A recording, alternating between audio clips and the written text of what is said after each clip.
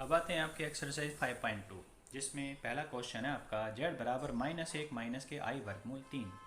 तो इसका मापांक और कोणांक ज्ञात करना है। तो लिया आपने z बराबर -1 माइनस के i वर्गमूल 3। तुलना करेंगे इसमें a और b से। तो a प्लस बी आई से। तो a का मान है -1, b का मान है माइनस के वर्गमूल 3।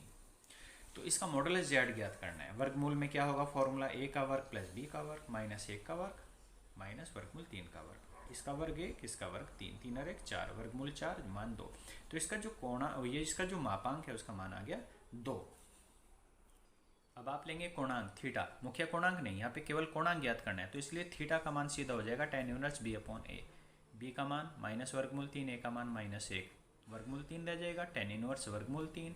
यानी tan इनवर्स वर्गमूल 3 किस कोण पे होता है वर्गमूल 3 मान 60 डिग्री पे, जिसे आप पाई में लिखेंगे पाई/3। तो थीटा का जो कोणांक है वो है पाई/3। तो जिसमें मापांक और कोणांक ज्ञात करना है उसको आप उसी तरीके से क्वेश्चन करेंगे जैसे क्वेश्चन नंबर 1 समझा दिया। अब क्वेश्चन नंबर 3 है जिसको हमने लिया ध्रुवीय रूप में ज्ञात करना है। तो z का ध्रुवीय रूप यानी पोलर फॉर्म ज्ञात करनी है। तो z का मान कितना है 1 माइनस आई, 1 माइनस आई। z का मान लिया 1 माइनस आई। ऑर्डर पेयर में लिखो 1 और i की गुणा में -1। तो a का मान 1 है, b का मान -1 है। तो आप क्या करेंगे मॉडुलस z ज्ञात करो। मॉडुलस z होगा वर्गमूल a का वर्ग जमा b का वर्ग बराबर वर्गमूल 1 जमा 1 वर्गमूल 2। ये क्या है मॉडुलस z। अब आप क्या करेंगे मुख्य पूर्णांक ज्ञात करेंगे यहाँ पे। क्यों? क्योंकि ध्रुवीय रूप के लिए मुख्य पूर्णांक ज्ञात करना है। तो उसके लिए पहले बताया था कि अल्फा ज्ञात करना है। tan इनवर्स मॉडुलस में b/a। tan इनवर्स b का मान -1/1। तो ये -1/1 -1 है, लेकिन मॉडुलस में तो 1 लिखेंगे। tan इनवर्स 1 का मान हो जाएगा पाई/4। अब जो आपका ऑर्डर्ड पेयर एलिमेंट है 1 -1, वो किस चतुर्थांश में है? वो चौथे क्वाड्रेंट में, फोर्थ क्वाड्रेंट में। तो फोर्थ क्वाड्रेंट में तो थीटा और अल्फा के बीच क्या फॉर्मूला है आप चेक कर लीजिएगा पीछे। थीटा बराबर हो जाएगा 0 माइनस अल्फा। थीटा बराबर होगा 0 माइनस पाई/4। अल्फा का मान है पाई/4, तो माइनस के पाई/4। और पोलर फॉर्म का फॉर्मूला क्या होता है? पोलर फॉर्म का फॉर्मूला होता है आपका z बराबर r cos थीटा प्लस के i sin थीटा। r का मान क्या है मॉडुलस z मापांक, और थीटा क्या है मुख्य कोणांक। दोनों के मान यहाँ रखिएगा। तो अब r का मान मॉडुलस z वर्गमूल 2 हो गया। थीटा का मान माइनस के पाई/4 है।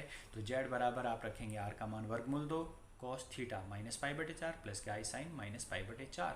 cos minus theta cos theta हो सकता है क्योंकि माइनस हट जाता है। cos पाई/4 लिख दीजिएगा, यहाँ माइनस बाहर आ जाएगा, माइनस का i sin पाई/4 वर्गमूल 2 बाहर है।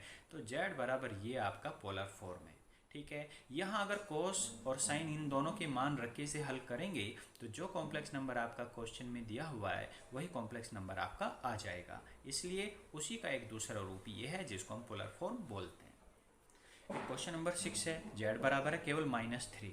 तो इसे पूरा कॉम्प्लेक्स नंबर बनाया -3 + 0i। ऑर्डर्ड पेयर में क्या लिखेंगे -3 0। अब मॉडुलस z क्या होगा वर्गमूल a का वर्ग जमा b का वर्ग। ये हो जाएगा वर्गमूल 9 जिसका मान 3 आ गया। ये मॉडुलस z है तो ये किसका मान है r का, r बराबर 3। अभी जो -3 0 है ये नंबर कहाँ है? ये नंबर है आपका इस अक्ष पर यहाँ। तो ये किसी भी चतुर्थांश में नहीं है, किसी भी क्वाड्रेंट में नहीं है, ये एक अक्ष पर आया हुआ है यहाँ पे।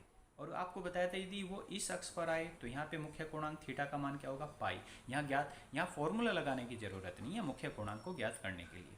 तो थीटा का मान कितना है पाई। अब आपके पास फॉर्मूला है z बराबर r cos थीटा प्लस के i sin थीटा।